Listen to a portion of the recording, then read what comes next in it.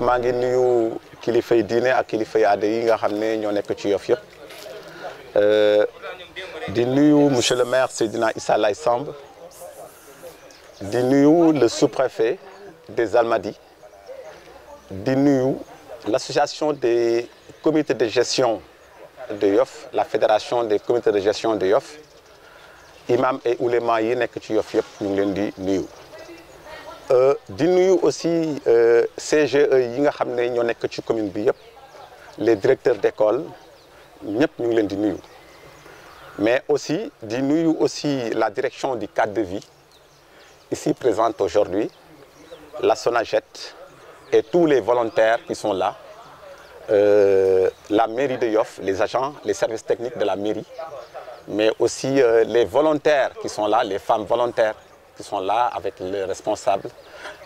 monsieur Maguette Sylla Lay Makhtar ak Adja Khoudia Fall ñoom ñëpp tey ñu taxaw fii tey nag li ñu dajale fii mooy def lancement pour li nga xam ne mooy la préparation de la rentrée des classes 2025-2026 loolu nag mu nekk loo xamee mairie bi ci ndigalu Seydina Issa Laye Samb bi nga xam ne moom la yàlla def ci teg ci boppu mairie Yoff commune bu Yoff ci ndigalam ak tout le bureau municipal tey ñu door liggéey boobu mais aussi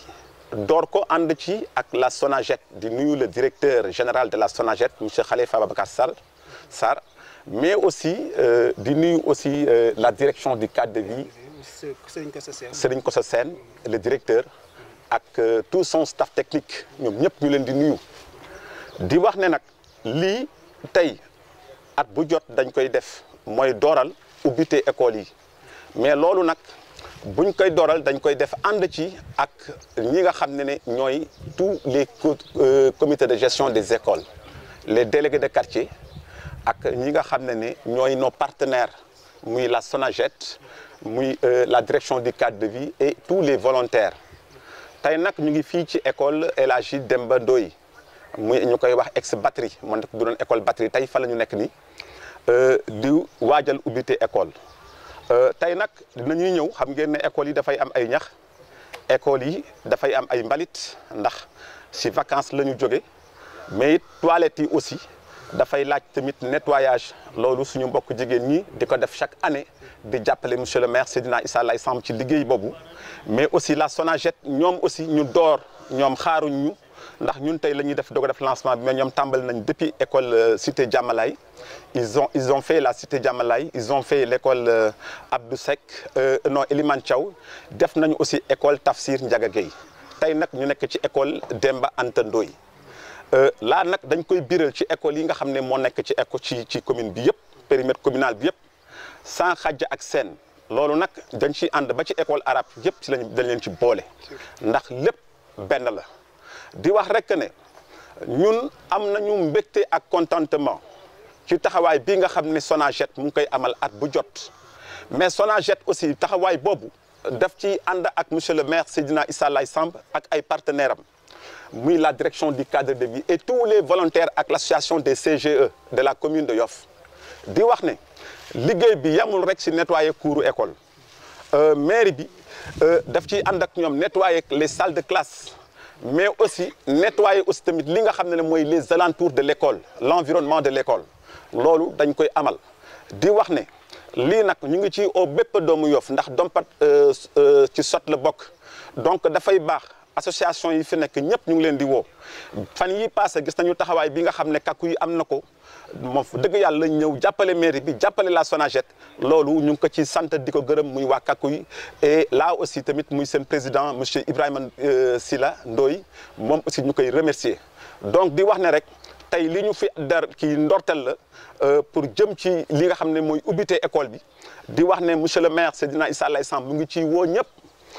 les services techniques de la mairie toutes les associations qui sont à Yoff ñun ñëpp ñu ngi leen di woo pour que ñu fekk c'est li nga xam ne mooy ubbite école te ku xam monsieur le maire Seydina Issa Laye Samb xam ne ku fonk éducation la ndax moom chaque fois boo waxee mu ne l'accent c'est la santé mais aussi l'éducation donc tey nag wax ma ban façon ndaw nga am ma wax la ban naka la sa dëkk mel di wax ne nag tey li ñu amal mooy fexe waajal ubbi te école yi loolu nag ñu ngi ci woo ñëpp di sant ak gërëm ñëpp di wax ne nag cette journée là ne s'arrête pas là du ci tey rek lay yem donc tey dinañ ci def li ñu mën mais bu fekkente ne it li ñu def doyul ñun daañ fi ñëwaat dolliwaat pour fexe daal ba nga xam ne élèves yi dinañu dugg ci classe yi ci jàmm dugg ci seen école ci jàmm dugg ci seen classe ci jàmm dugg aussi tamit mën a utiliser seen ay toilettes te dara du leen ci fekk yëf yi nag yamul rek ci nettoyage yamul rek ci nettoyage ak toilettes yi ak classes yi mais it xam ngeen ne école bi toog nañu ay weer kenn utiliser wu ko dafay laaj aussi tamit ñu def li nga xam ne mooy désinfection des classes donc loolu aussi tamit monsieur le maire Seydina Issa Laye Samb at bu jot daf koy amal ànd ci aussi ak la brigade départementale d'hygiène de Dakar pour amal li nga xam ne mooy la désinfection des écoles parce que bu ñu nettoyer ba pare étape par étape la bu ñu nettoyer ba pare daañu amal li nga xam ne mooy désinfecter toutes les salles de classe ak toilettes yi ak yëpp ba nga xam ne élèves yi daañu mën a jëfandikoo seen école te duñu am benn problème. yaa madame le maire mu ngi doog a egsi nii Adja Sylla moom dafa ñëw taxaw na li de bord moom aussi vraiment tey moom dafa dagg ndekkeem ak lépp moom ak madame le maire Abis dégg nga Abis Ndoye ñoom ñëpp ñu ngi ñëw mais it ñëw ñu ak loxoy neen ñëw nañ tamit indi ay yi nga xam ne mooy jumtukaay yi produits yi nga xam ne ay produits désinfectants la pour nettoyage yëpp ñu indi ko pour que ñu mën a jublu ci liggéey bi. di jotale nuyoo monsieur le maire à l'endroit ñi taxaw tey sama wet notamment monsieur le maire Mansour Seck l'infatigable comme ni ñu ko tàmm di ko waxee parce que moom macha allah ñun ñëpp en tant que représentant conseil municipal bi ànd ak madame le maire Amsatou Ndoye mi nga xam ne moo yor chargé lépp luy social ci maire bi ñu ngi remercier Mansour Seck amuñu fayam macha allah li ñu ko dénk ci maire bi mu ngi koy liggéeyee ak li ci war te l'occasion aussi monsieur le maire ne woon bu ñu ñëwee ñu remercier aussi la direction du cadre de vie nos éternels collaborateurs amuñu seen fay de même que Sonaged ñoom macha allah amuñu daal seen fay lépp lu xew ci commune de Yoff gis nañ ci seen taxawaay seen mandarga sans relâche ñu ngi fi nekk di jàppale commune de Yoff à travers Mansour Seck li nga xam ne dañ koy def pour askan Yoff di nuyu aussi le directeur de l'école ak les membres monsieur Seck ak aussi les membres du comité de gestion de l'aéroport ak aussi les parents d'élèves juste tey di magnifier li fi am parce que tey en tant que adjointe au maire chargée de la vie associative et culturelle tey li occasion la woon ñu ne nañu permettre les associations yi nga xam ne ñu ngi Yoff ak aussi képp kuy acteur bu nekk Yoff pour ñu ñëw jàppale commission cadre de vie bi pour ñu mën a